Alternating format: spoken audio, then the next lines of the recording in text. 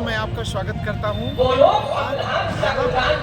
सामाजिक सम्मेलन जो हुआ, न्याय सम्मेलन हुआ, इस सम्मेलन में यहाँ पर कई सारी चुनौतियों को लेकर, कई सारी बातों को लेकर यहाँ पर चर्चा की गई और यहाँ पर अलग अलग वक्ता लोग हमारे बीच में थे और वो वक्ता लोग बहुत कई तरीके की बातें बोला समाज को एकजुट होने के लिए। साथियों, धन्यवाद। उन्होंने कहा जो भारत की वर्ण व्यवस्था है उसके लिए उन्होंने कहा ब्राह्मण क्षत्रिय वैश्य शूद्र हैं और बहुत अच्छा सोचते हैं तो आप ब्राह्मण नहीं हो पाएंगे, और आप ओबीसी में हैं बहुत अच्छा सोचते हैं तो भी आप नीचे नहीं जा पाएंगे। इस जाति का सबसे की बड़ी विकृति जो है वही है कि ये ग्रेडेड इनइक्वालिटी है। आपको वो ऐसे बांट दिया गया है। अब आप देखिए, ब्राह्मणों का वर्ण एक है, जाति एक है, क्षत्रियों का वर्ण एक है, जाति एक है, वैश्यों का वर्ण एक है, जाति एक है, शूद्रों में ओबीसी में 5000 जातियां हैं, कुर्मी, आहिर और कोयरी, मान लीजिए 3 जातियां, लोध, ये मेजर जातियों को मैं लेता हूं। क्या करते हैं? पशुपालन करते हैं और खेती करते हैं। तो फिर अलग कैसे हुए? लोगों को सोचने नहीं दिया गया। और आप देखिए, इसमें 5000 जातियां हैं, हालांकि और भी जातियां हैं, मैं उनको पूरा नहीं बता पा रहा हूं। वो एससी में 1200 से ज्यादा जातियां हैं, एसटी में बहुत जातियां हैं। डिवीजन क्यों किया गया? ताकि आप एकजुट ना हो पाए और उनके वर्चस्व का विरोध न कर पाए, उनके वर्चस्व का विरोध न कर पाए। आप अपने ईगो में, और उससे भी नहीं, उस डिवीजन को और गहरा करने के लिए उन्होंने जातियों के भीतर उपजातियां बनाई, उनको और 6-7 लेयर्स में बांट दिया। अब उसमें इतना ईगो भर दिया कि आप इनसे श्रेष्ठ हो, आप उनसे श्रेष्ठ हो। उसी श्रेष्ठता में ओबीसी उसी श्रेष्ठता को ढो के मर रहा है। और बहुत सारे लोग ये कहते हैं कि दलित समाज जो है इससे बहुत निकल गया। ऐसा नहीं है। उत्तर प्रदेश में ये आंकड़ा है, उत्तर प्रदेश में 2,06,000 का टूल है, उसी पे वो ऑपरेट कर रही है। उसने आपके दिमाग को हाईजैक कर लिया है। धर्म ये बताने वाले बहुत कम लोग थे।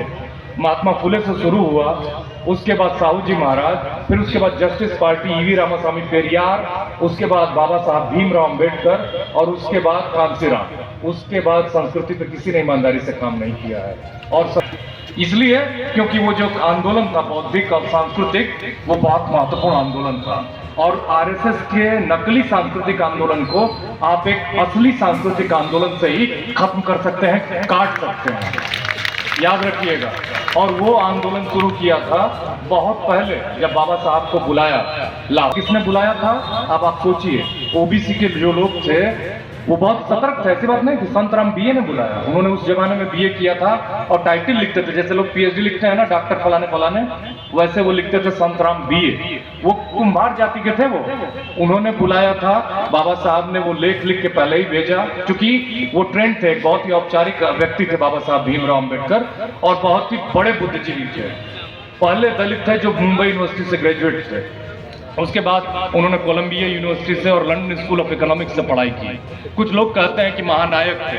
महानायक से भी बढ़ के वो देवता हैं। थे नहीं हैं। वो 24 घंटे आपको प्रेरित करते हैं।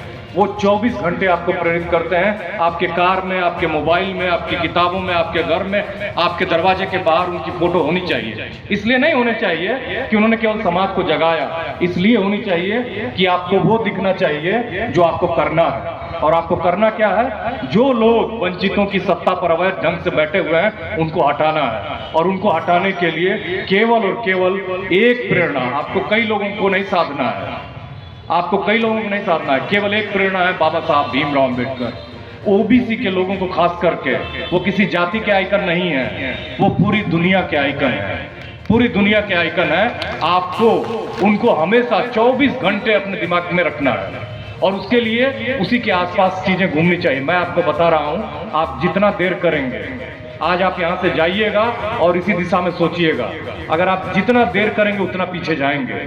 मैं आपको ये सलाह भी दे रहा हूं और चेतावनी भी सीधे शब्दों में दे रहा हूं, क्योंकि आपके घर में उनका पूरा साहित्य होना चाहिए। आप पूरी किताबें मत पढ़िए, लेकिन एक पढ़िए, 2 पढ़िए, जो पढ़ रहा है उसको सुनिए और समझिए। ओबीसी के लोगों को झूठ मूठ के उनके श्रेष्ठता के अहंकार से निकलना होगा। उनको ये समझना होगा कि बोगस कॉन्सेप्ट है। कोई श्रेष्ठ होता ही नहीं है, कोई छोटा होता ही नहीं है। व्यक्ति केवल और केवल श्रेष्ठ और बेहतर हो सकता है विचारों से, और वो भी कैसे विचार? समावेशी विचारों से।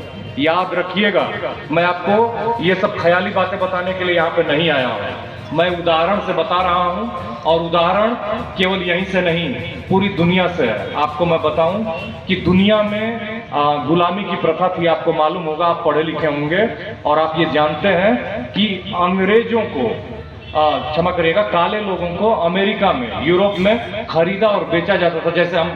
जैसे हम भैंसों और गायों को अपने घर में रखते हैं ना, पिछवाड़े बांध के, उनको जो जमींदार थे, अमेरिका 50 राज्यों का देश है, और वहाँ काले लोगों के साथ इस तरह का व्यवहार होता था कि आप कल्पना भी नहीं कर सकते। आप अपनी गाय और भैंस से वैसा नहीं करते हैं।